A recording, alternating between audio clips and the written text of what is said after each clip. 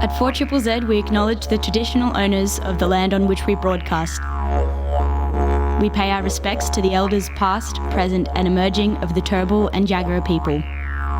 We acknowledge that their sovereignty over this land was never ceded. And we stand in solidarity with them.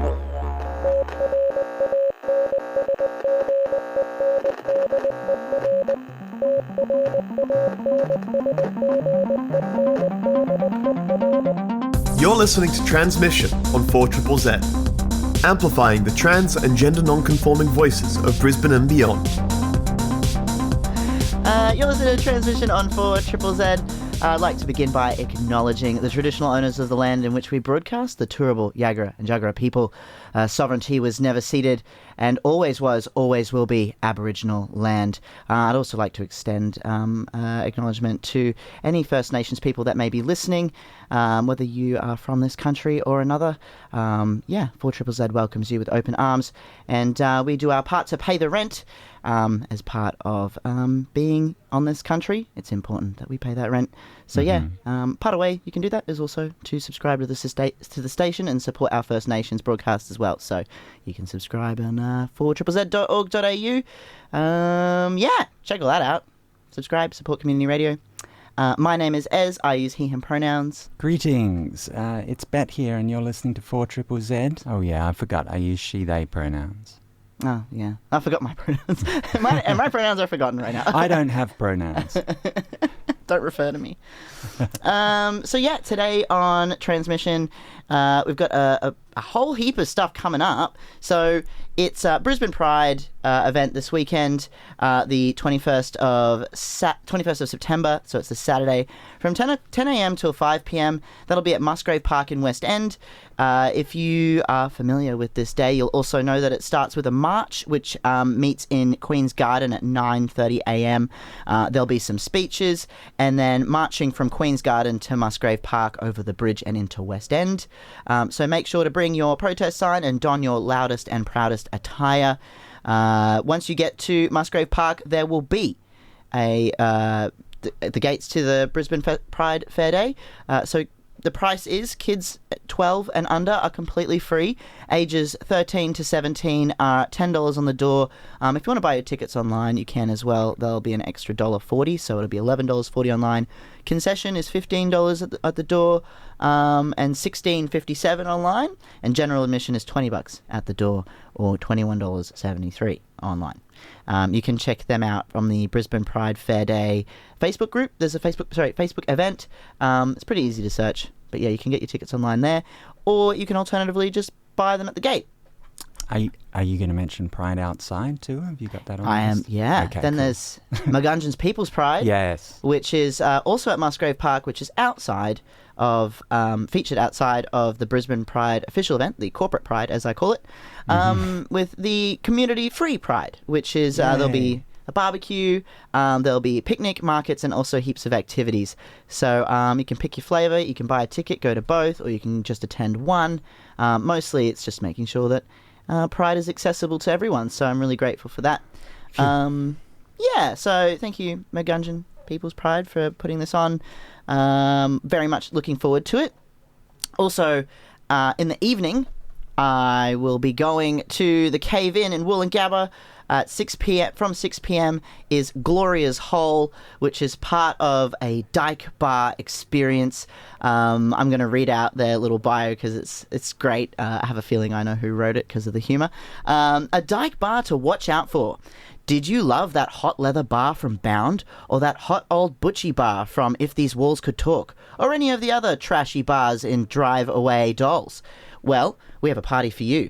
Welcome to Gloria's Hole, a dive bar experience for the dyke at heart, featuring horny dyke comic books, academic history books, shitty queer punk music, shitty queer pop music, all of your exes, prospective new exes, the mystery chest, elaborate conversations about consent, gendered spaces, and alternative relationships, friends with sensory issues, homebrew, every lesbian DVD made before 1998, slow dancing, trans-mask boy bands, and your high school math teacher.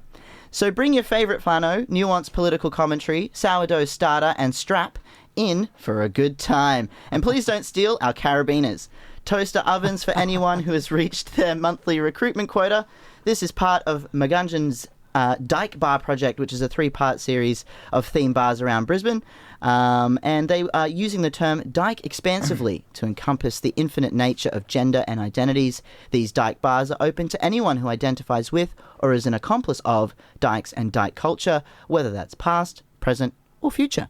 So yeah, head on to the Cave Inn from 6 p.m. this Saturday, the 21st of September. And, apparently fetch yourself a prospective new ex if you'd like, and check it all out. Also, Cave In just have sensational pizzas, so worst case scenario, get yourself a pizza. And there's another event that's coming up that we wanted to chat about. Less fun, more serious activist movements. Yeah, so a few of us are starting a local chapter of the Trans Justice Project. We'll be at New Farm Library 1 week from today, Tuesday evening at 6:30.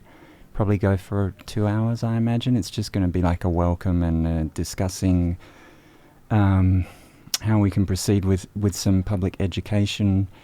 We have the feeling that, well, as we all have had the feeling recently, that there's like a wave of disinformation around trans folks coming from overseas, and we want to try and educate the public to fight that.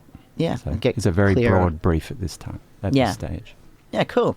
Trans Justice Project also have an organising fellowship. So I'll read a little bit of what I received from them. Are you part of the next generation of trans justice organisers? Our Trans Justice Organising Fellowship will cover the topics of leadership, strategy, tactics, movement building, and building power. We invite applications from any trans or gender diverse people who are interested in deepening their organisation skills, helping to start or join local teams, or be a part of campaigns that will build our power as a movement.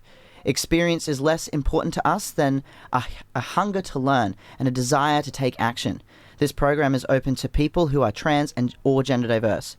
We will give special consideration to applicants from First Nations people, people of colour, people who live outside of major cities, and people who are involved in communities of faith. By deepening our skills in leadership strategies and power building, we can help to build the movement to defeat the anti-trans lobby. Together, we can help to win freedom and equality for all trans and gender diverse people. There will be a link on the Trans Justice Project social media pages, which is Trans Justice Project. The applications close on September 24th, so you've got about a week or so to pop an application there and check all that out. So, yeah, there you go.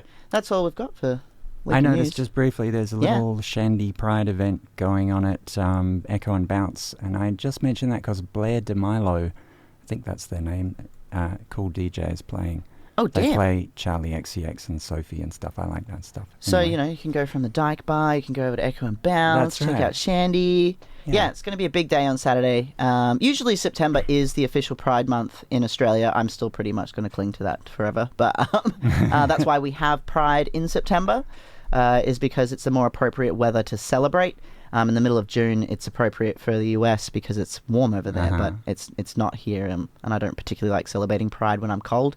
So I'm excited to get down to West End and celebrate with the community. So Yay. yeah. What cool. do you have for us? Oh, sure. Shall we play a song? Yeah, we should. How many genders are there? I don't know. I just got here. Like, that's fun. Yeah, I always enjoy it. My God, I'm stuffing up today on the desk. I accidentally played an R&B song after those two punk songs. Look, you can go from punk to funk. It's okay. Yeah, if it was funk, but it wasn't very funky. It was really just smooth in the bedroom vibes. I like it. It's a Morning Dexy. Morning Dexy, that's right. Yeah, great songs, actually. And I didn't realise that the old bar was actually in Fitzroy in Melbourne. I'm pretty sure I'm remembering that right. It must be in Fitzroy. Yeah, I think it's on Johnson I Street. feel like that's accurate. Someone from Fitzroy can message in and correct me otherwise. If you're listening live, you're listening to Transmission on 4ZZZ, you can say hi. You can text in live on 0420 626 733. I always have to turn around and look at the number because the first four numbers are the same as my own personal phone number. Oh, right. And every time I think I'm going to read out my own number. Oh, Jesus, that would suck. It happens, and it has happened. That's all right. Not that You're many people text dox in. yourself on air. Yeah, no thanks. No thanks. The TERFs are always listening, Bet. They're always listening. My TERFs. If you're listening and you're a TERF, you can tune out now. If you don't think you like anything on 4ZZZ, to be completely honest. Well, actually, I think it'd be good for them to listen because you're going to talk about Magnus Hirschfeld at some point. I will. Not in this segment. Right. But we are going to talk about something that is interesting. And I want to hear your thoughts on this, Bet, because you haven't read the whole thing, but I don't know anything about it. I'm going into it cold. I know. I'm throwing you in the deep end here. So, are you familiar with Jackass? Yes, vaguely.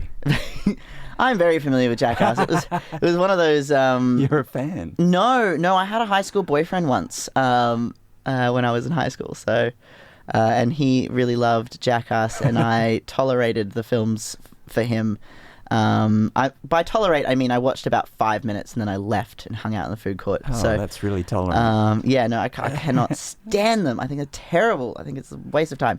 But Steve-O, who is from Jackass, is quite a well-known quote-unquote comedian. I use that loosely because I don't find him funny. But Steve-O apparently was going to get some breast implants as part of a prank, because he's a serial prankster, where he was going to revealed he has changed his. So he's basically going to get double D cup breast implants, which he planned to use as part of pranks where he planned to trick people into believing he was a woman. And so he discussed his plans on a podcast, X5 podcast, where he was very proud of his plans at the time. Obviously, I think I know where this is going. Obviously, very unhappy about hearing about that. However, Steve-O changes implant plans after a profound conversation with a trans person. So I'm going to read a little bit of this article from Star Observer, talking a bit about what happened for Steve-O and why he changed his mind. So serial prankster Steve-O has revealed he has changed his controversial plans to get breast implants following conversation with a trans person over the decision. Earlier this year, Jackass star revealed his plans to get breast implants ahead of his latest round of stunts. So he says, quote, "I came up with the idea a few years ago to get a boob job and just film a bunch of legitimately funny hidden camera pranks with me in disguise in various disguises and then revealing who I actually am and just funny endurance stunts and whatever," he told the hosts. "I've been so particularly in love with that idea because the opportunity for comedy, I believe, is absolutely there, and it's like the quintessential Steve-O, that level of commitment. However, just 2 months later, Steve-O has had a change of heart. The conversation that changed his mind. Following the announcement, Steve-O has revealed in a new interview with Consequence the reasons behind his change of mind for that controversial operation. So the reality TV star revealed in the interview that he had spoken with a trans person about his plans for the operation and the implant. The conversation went as follows. "I asked a transgender person if I could run something by them. I had a conversation with this person that had a profound impact on me," he recalled. When discussing his idea, they had expressed concerns that he was going to, quote-unquote, trick people into thinking that I was a woman and then fooling them and then kind of celebrating the idea of hate towards trans people. That was a thing. It was a perspective he hadn't considered before the conversation. He revealed that they had discussed further about their lived experiences as a trans person and the struggles they had been through. They described how they weren't allowed to use the bathrooms at their place of work, and they were like maybe 28 states in the country that would arrest them for having an ID that said female on it, he detailed. They went on to discuss that there were politicians making concerted efforts to lock them up in internment camps. It was really bad and really heartbreaking, the level of oppression that was being described. It was these comments that led him to change his decision after considering what he had heard. So yeah, there you go. Well, the level of ignorance prior to that conversation with a trans person is quite astonishing. But have you seen Jackass? Just like, not really. Yeah. But, I'm glad he had a change of heart. Well, it's better than doubling down. Yeah, it's much better than doubling down. Yeah, well, I don't know. I thought this was particularly interesting, just because, as someone who watched Jackass begrudgingly and socially, I felt like when co-producer Charlie talked about this. Have you heard about Steve-O from Jackass? I was like, oh no, where are we going with this? But I'm really glad to hear that he's decided to change his mind. I think it's important to remember that you can just generally change your mind about decisions and things, and if Steve-O can do it, surely anyone else can, and that's kind of more that's the moral I'm taking out of this story. Well, not knowing Steve-O, I don't know how low the bar is there. So. Pretty low. Yeah. Yeah, it's pretty low. But that's his brand. So that's this is the thing. That. Yeah, his brand is to do stupidity. Complete. Almost life-threateningly stupid, like Darwinism level of ridiculous in terms of pranks, and that flies really well with ages between like 12 and maybe like 17-year-old boys, which is really the demographic that it takes off with. But the bit that I find hilarious is that he seriously thinks if he gets breast implants, he's going to pass as a woman, and people are going to be confused. And he's going to then do the big reveal. It's like it's a little bit more elaborate than that, what you need to go through, right? It's also deeply offensive in the sense of course. I mean, aside from the obvious, but also to think that you can just get breasts and somehow miraculously, seamlessly appear as a woman. I know. And also not be hate crimed. I mean, this is based in the US. Steve-O is in the US. Tension is heightened. What's to say that he doesn't get this breast implant and then experience a hate crime? It's possible. I think it's the level of naivety about trans people that's quite astonishing. It's almost like he didn't. I mean, it's kind of like he had a scheme that he was going to appear in blackface, and then he's surprised that it's offensive. Like in this case, I'm going to appear as a trans woman, but it's all a joke, but it's not offensive. Like, what the fuck? Yeah. Where's the line? Language warning. Yeah, no, you're right. Retrospective language warning. But yeah, it's a bit like that, because it's, impersonating anyone is dangerous, really. You've got to really consider what is your intention, And it seems clear that the joke was going to be, he's like a trans woman. That was the whole crux of the punchline that he was probably going to do over and over again. Mm-hmm. But he doesn't see that that's offensive. That was also the punchline in Matilda, the play, because Miss Trunchbull was always played by men and was almost always exclusively meant to be a trans woman. Right. And so there was always the joke there was that she was played by a man. And hilarious. So, yeah, really so funny. And Matilda does really, really, really well in the UK. Oh, of course. Yeah. Mm-hmm. Yeah. Turf Island. Yeah, yay. Anyway. Time for another song? Yeah, let's do it. And then we'll dive into some history, shall we? Yes, please. Amplifying the voices of the trans and gender non-conforming community of Meanjin, Brisbane and beyond. Transmission on 4ZZZ brings you the latest in trans community news, music and events. Every Tuesday from 9am till 10am. Join our team of hosts for an hour of celebrating the unique perspectives of the trans community. Transmission, Tuesday mornings from 9am till 10am on 4ZZZ. You're listening to Transmission 4ZZZ. My name is Ez. I use he, him pronouns. She, they for me, please. And now we're going to have a little bit of a chat, I'm going to read an article, actually, from the Scientific American. This was published back in May 2021 by Brady Schillis.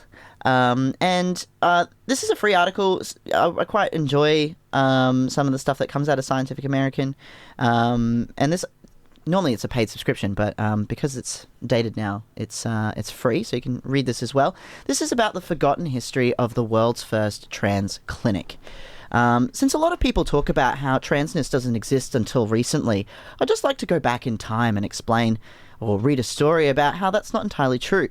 So, the Institute for Sexual Research in Berlin would be a century old if it hadn't fallen victim to Nazi ideology. So we're going to have a read of this. Late one night, on the cusp of the 20th century, Magnus Hirschfeld, a young doctor, found a soldier on the doorstep of his practice in Germany. Distraught and agitated, the man had come to confess himself an Urning, a word used to refer to homosexual men. It explained the cover of darkness. To speak of such things was dangerous business. The infamous paragraph 175 in the German Criminal Code made homosexuality illegal. A man so accused could be stripped of his ranks and titles and thrown in jail. Hirschfeld understood the soldier's plight. He was himself both homosexual and Jewish, and did his best to comfort his patient. But the soldier had already made up his mind. It was the eve of his wedding, an event he could not face. Shortly after, he took his own life. The soldier bequeathed his private papers to Hirschfeld, along with a letter. The thought that you could contribute to a future when the German fatherland will think of us in more just terms. He wrote, "Sweetens the hour of death. Hirschfeld would be forever haunted by this needless loss. The soldier he called himself a curse, fit only to die because the expectations of heterosexual norms, reinforced by marriage and law, made no more room for his kind." These heartbreaking stories Hirschfeld wrote in The Sexual History of the World War. Bring before us the whole largely in Germany, what fatherland did they have, and for what freedom were they fighting? In the aftermath of this lonely death, Hirschfeld left his medical practice and began a crusade for justice that would alter the course of queer history. Hirschfeld sought to specialize in sexual health, an area of growing interest. Many of his predecessors and colleagues believed that homosexuality was pathological, using new theories from psychology to suggest it was a sign of mental ill health. Hirschfeld, in contrast, argued that a person may be born with characteristics that did not fit into heterosexual or binary categories, and supported the idea that a third sex, or Geschlecht, existed naturally. Hirschfeld proposed the term sexual intermediaries for non-conforming individuals. Included under this umbrella were what he considered situational and constitutional homosexuals, a recognition that there is often a spectrum of bisexual practice, as well as what he termed transvestites. So there you go, the origin of that word. This group included those who wished to wear the clothes of the opposite sex, and those who, from the point of view of their character, should be considered as the opposite sex. One soldier with whom Hirschfeld had worked described wearing women's clothes as the chance to be a human being at least for a moment. He, likewise, recognized that these people could be either homosexual or heterosexual, something that is frequently misunderstood about trans people today. Perhaps even more surprising was Hirschfeld's inclusion of those with no fixed gender, akin to today's concept of gender fluid or non-binary identity. He counted French novelist George Sand among them. Most important for Hirschfeld, these people were acting in accordance with their nature and not against it. If this seems like extremely forward-thinking for the time, it was. It was possibly even more forward than our own thinking 100 years later.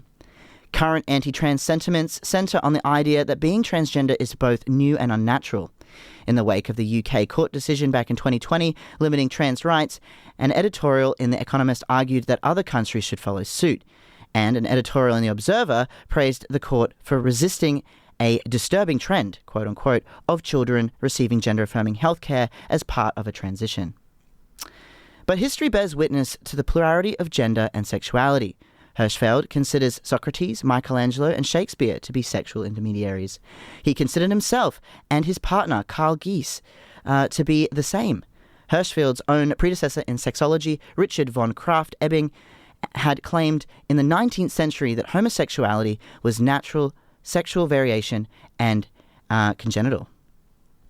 Hirschfeld's study of sexual intermediaries was no trend or fad. Instead, it was a recognition that people may be born with a nature contrary to their assigned gender. And in cases where the desire to live as the opposite sex was strong, he thought science ought to provide a means of transition. He purchased a Berlin villa in early 1919 and opened the Institute for Sexual Research on July 6th, and by 1930 it would perform the first modern gender-affirming surgeries in the world. That's almost a century ago, people. A place of safety, A corner building with wings to either side, the Institute was an architectural gem that blurred the line between professional and intimate living spaces. A journalist reported it could not be a scientific institute because it was furnished plush and full of life everywhere. Its stated purpose was to be a place of research, teaching, healing, and refuge that could free the individual from physical ailments, psychological afflictions, and social deprivation. Hirschfeld's institute would also be a place of education. While in medical school, he had experienced the trauma of watching as a gay man was paraded naked before the class to be verbally abused and denigrated. Hirschfeld would instead provide sex education and health clinics, advice on contraception, and research on gender and sexuality, both anthropological and psychological. He worked tirelessly to try to overrun paragraph 175. Unable to do so, he got legally accepted, quote-unquote, transvestite identity cards for his patients, intended to prevent them from being arrested for openly dressing and living as the opposite sex. The grounds also included room for offices given over to feminist activists, as well as a printing house for sex reform journals meant to dispel myths about sexuality. Love, Hirschfeld said, is as varied as people are. The Institute would ultimately house an immense library on sexuality gathered over many years, including rare books and diagrams and protocols from male to female surgical transition, in addition to psychiatrics for therapy. He had hired Ludwig Levy-Lenz, a gynecologist. Together with surgeon Erwin Gorabant, they performed male-to-female surgery, literally transformation of the genitals. This occurred in stages. There was castration, penile and vaginoplasty. The Institute treated only trans women at the time. Female-to-male phalloplasty would not be practiced until the late 1940s. Patients would also be prescribed hormone therapy, allowing them to grow natural breasts and softer features. Their groundbreaking studies, meticulously documented, drew international attention. Legal rights and recognition did not immediately follow, however. After surgery, some trans women had difficulty getting work to support themselves, and as a result, 5 were employed at the Institute itself. In this way, Hirschfeld sought to provide a safe space for those whose altered bodies differed from the gender they were assigned at birth, including, at times, protection from the law. That such an institute existed as early as 1990, recognizing the plurality of gender identity and offering support, comes as a surprise to many. It should have been the bedrock on which to build a broader future. But as the Institute celebrated its first decade, the Nazi Party was already on the rise. By 1932, it was the largest political party in Germany, growing its numbers through a nationalism that targeted the immigrant, the disabled, and genetically unfit, quote-unquote. Weakened by economic crisis and without a majority, the Weimar Republic collapsed. Adolf Hitler was named Chancellor on January 30th, 1933, and enacted policies to rid Germany of, quote-unquote, lives unworthy of living. What began as a sterilization program ultimately led to the extermination of millions of Jews, Romanian, Soviet, Polish citizens, homosexual, and transgender people. When the Nazis came for the Institute on May 6, 1933, Hirschfeld was out of the country. Gies, his partner, fled with what little he could. Troops swarmed the building, carrying off a bronze bust of Hirschfeld and all his precious books, which they piled in the street. Soon, a tower-like bonfire engulfed more than 20,000 books, some of them rare copies that had helped provide historiographically for non-conforming people. The carnage flickered over German newsreels. It was among the first and largest of the Nazi book burnings. Nazi youth, students and soldiers participated in the destruction, while voiceovers of the footage declared the German state had committed the intellectual garbage of the past to the flames. The collection was irreplaceable. Levy-Lenz, who, like Hirschfeld, was Jewish, fled Germany, but in a dark twist, his collaborator, Gorabant, with whom he had performed supportive operations, joined the Luftwaffe as chief medical advisor and later contributed to grim experiments with the Dachau concentration camp. Hirschfeld's likeness would be reproduced on Nazi propaganda as the worst kind of offender to perfect heteronormative Aryan race. In the immediate aftermath of the Nazi raid, Gies joined Hirschfeld and his protege Li Shutong, a medical student in Paris. The three would continue living together as partners and colleagues with hopes of rebuilding the institute until the growing threat of Nazi occupation in Paris required them to flee to Nice. Hirschfeld died of a sudden stroke in 1935 while still on the run. Gies died later in 1938. Tong abandoned his hopes of opening an institute in Hong Kong for a life of obscurity abroad. Over time, their stories have resurfaced in popular culture. In 2015, for instance, the Institute was a major plot point in the second season of the television show Transparent, and one of Hirschfeld's patients, Lily Elbe, was the protagonist of the film The Danish Girl. Notably, the doctor's name never appears in the novel that inspired the movie, and despite these few exceptions, the history of Hirschfeld's clinic has been effectively erased. So effectively, in fact, that along the Nazi newsreels still exist, the pictures of burning library are often reproduced. Few know they feature the world's first trans clinic. Even the iconic image has been decontextualized, a nameless tragedy. That largest book burning in history of 20,000 books was dedicated to the trans community and our queer family, and those books represented the history that we have lost, and not a nameless history. To put a name to that nameless history, it was our community that those books had burnt. The Nazi ideal had been based on white, cis-het masculinity masquerading as genetic superiority. Any who strayed were considered as depraved, immoral, and worthy of total eradication. What began as a project of protecting German youth and raising healthy families had become, under Hitler, a mechanism for genocide. So, in all, now as we come to our Brisbane Pride this weekend, Saturday, the 21st, I'd like to keep that in mind as we march, as we ask for trans rights, as we ask for what we should ask for. We do have a history, and we've always been here, and we've always been documented. And we will continue to raise our voices, and we'll continue to be loud, because we are here, and it doesn't matter what happens. It doesn't matter how many generations of humans that exist in the future. We will continue to rise up, and we will continue to rise from the flames and from the ashes, and we will continue to announce our existence. We are here. We are real. We deserve just as much as anyone else, and we deserve our history to be acknowledged. So, on this Saturday, when you march in our pride, and you, dear ally, listening, please come and support us. We deserve to have rights, we deserve to have clinics, we deserve to have medical support, and we deserve to have healthy and happy, long lives. So please, come along this Saturday, march with us, support us. We need help, and we need everyone that we can. So thank you so much for allowing me to share that story.